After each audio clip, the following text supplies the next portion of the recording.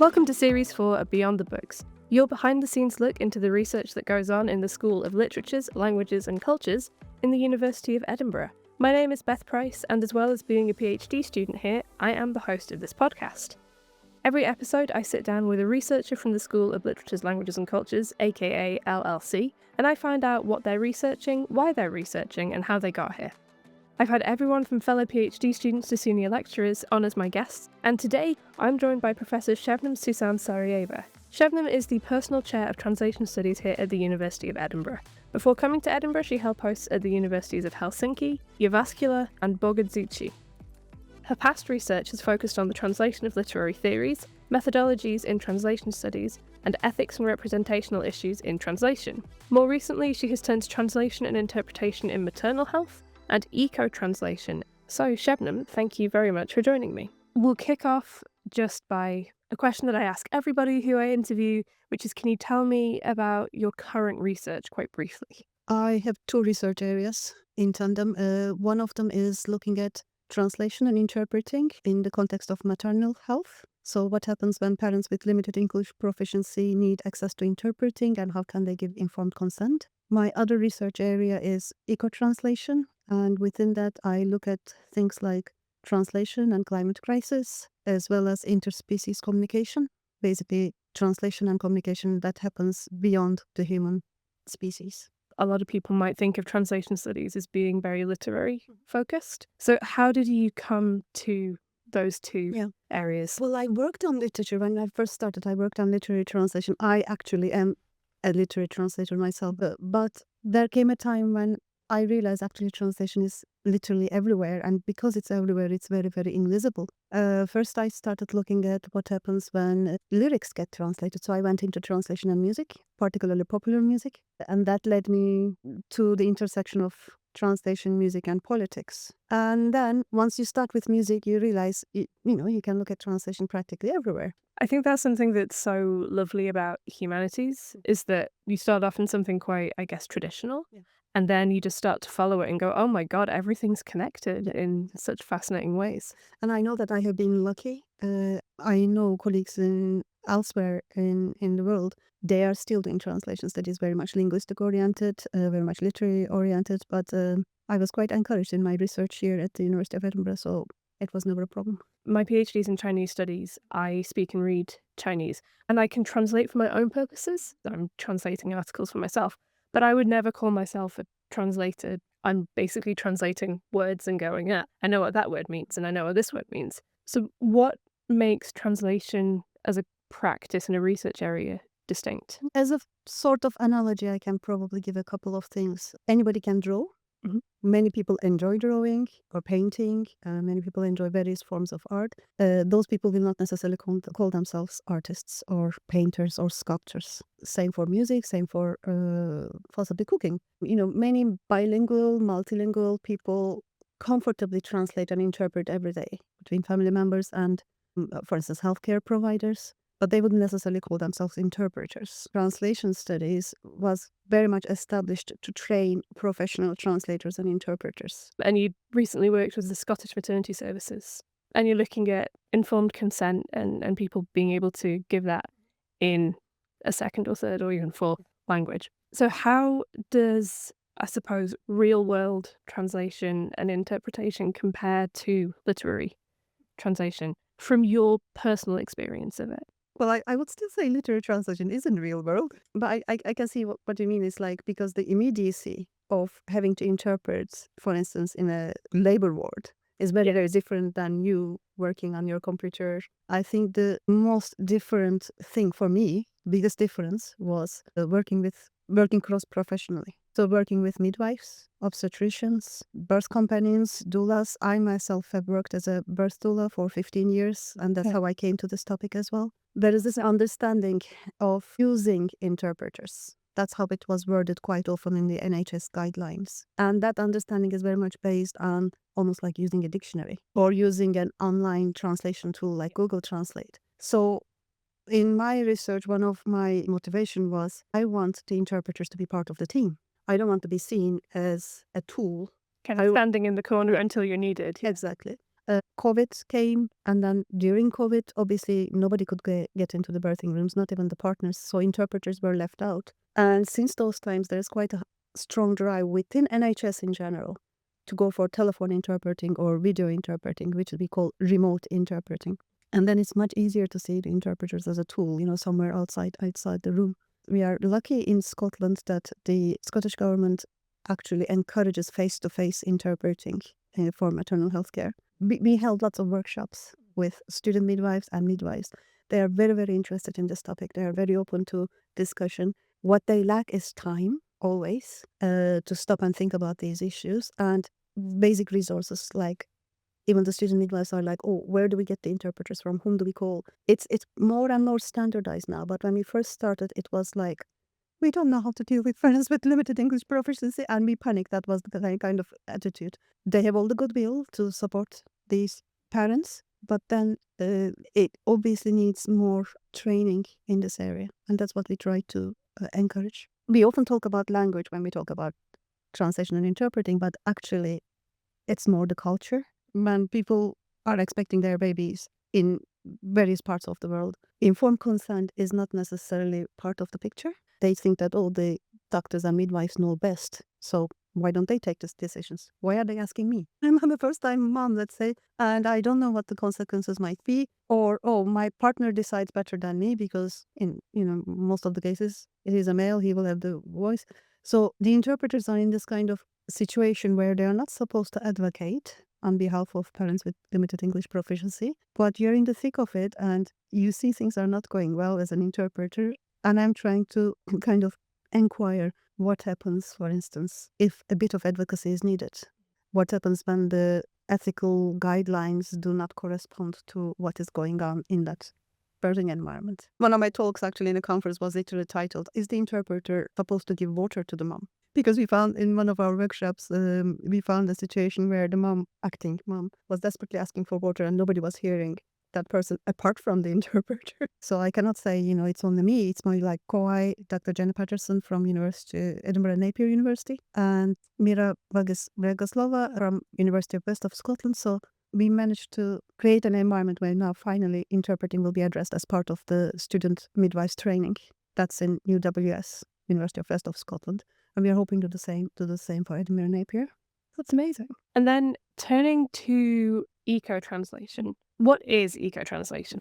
Eco-translation is basically several colleagues that put together in an informal network called Eco-Translation Network. And then everybody seems to be working on something else. So some people work on plants, other people work on fungi, other people work on animals. Lots of people are working on the kind of philosophical aspects of what does it mean to open the concept of translation beyond human languages and cultures. Others are doing work on what we call biosemiotics, because we do know that beyond the human species, lots of species are actually using semiosis.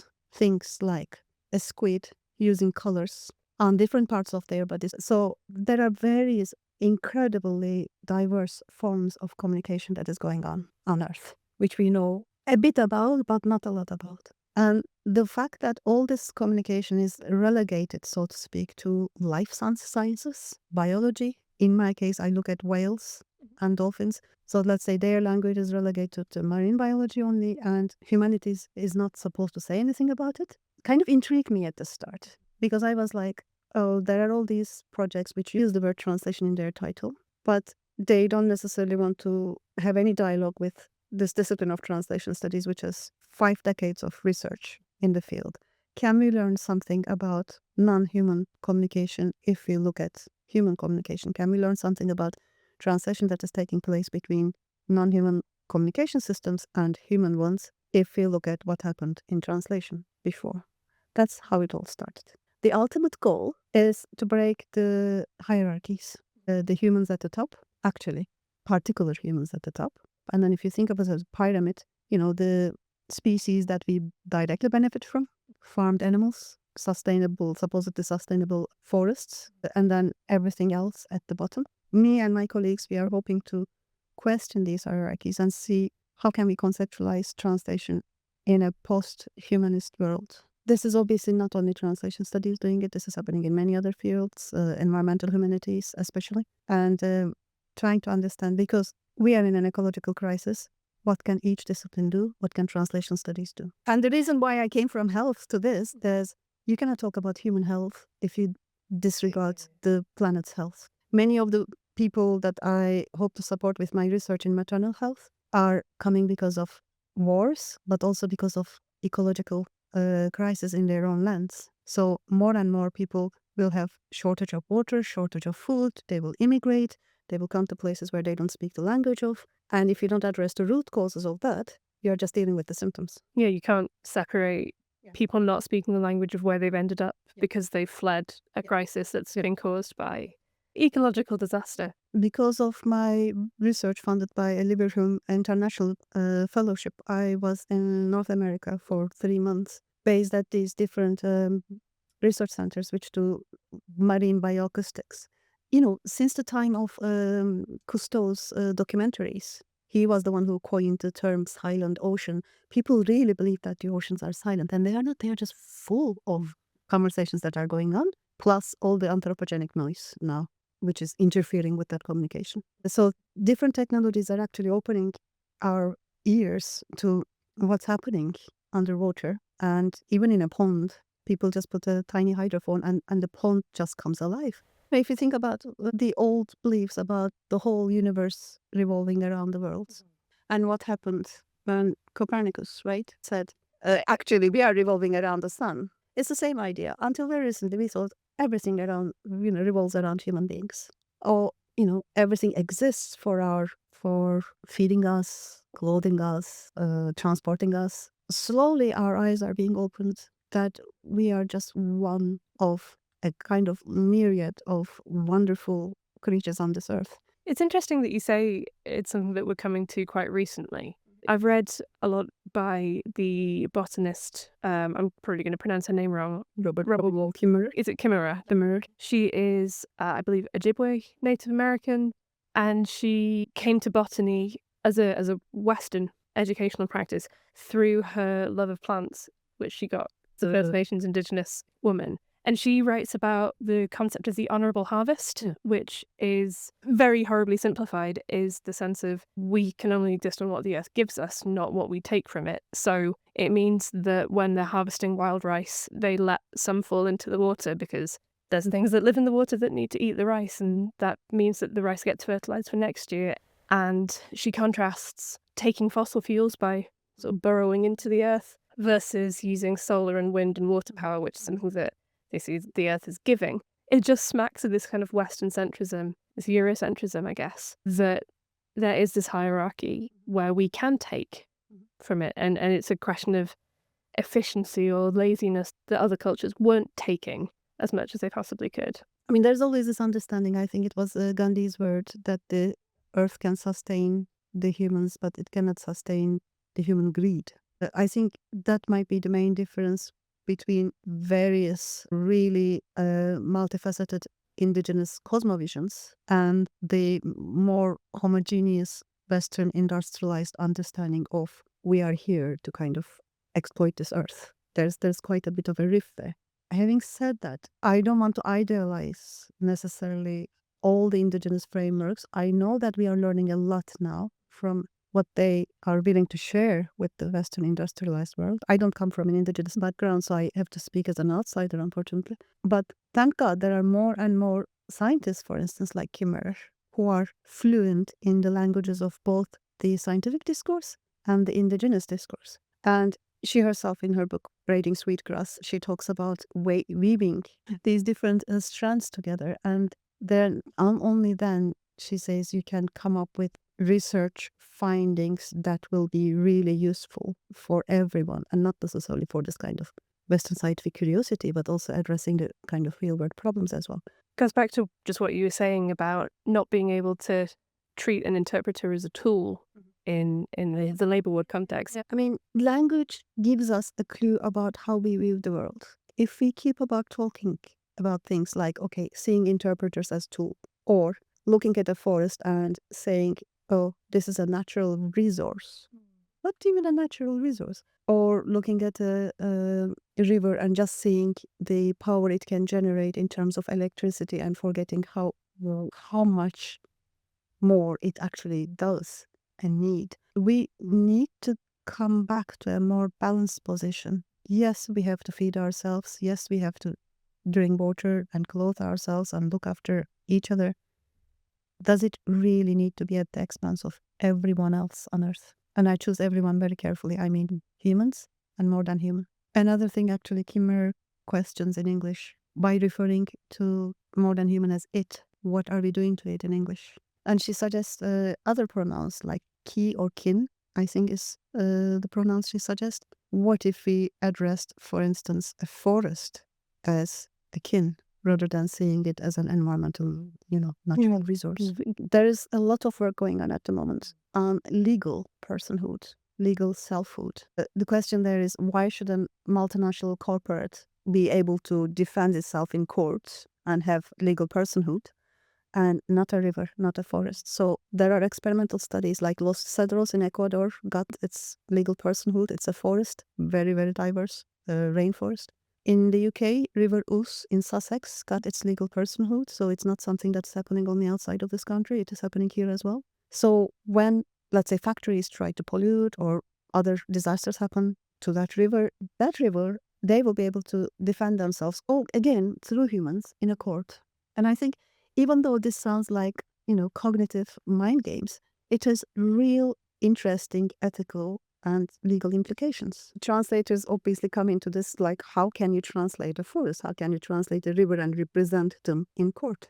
And that's why I think it's all the more important for us to learn, again, unfortunately through translation, what these other visions of the world are and decentering this colonial understanding of what the world should look like. And through that translation, making sure that, let's say, somebody is translating from an indigenous language into English, making sure that there is space opened up for that understanding of the world, not to be flattened and, domesticated in English, but really making sure that the readers will at least sense that there's something different out there, and then you'll be able to look more into it and learn more about it. I'm going to bring it back slightly to your particular research in eco-translation. You're looking at cetacean language. Cetaceans meaning whales, dolphins, and porpoises. Whales, dolphins, and porpoises. How did you pick cetaceans? When people think about whale song, I think the only whale they can think about is usually humpback whales. But that is because of the earlier work in the 1970s. One of the widely distributed communication forms of whales was humpback whale song.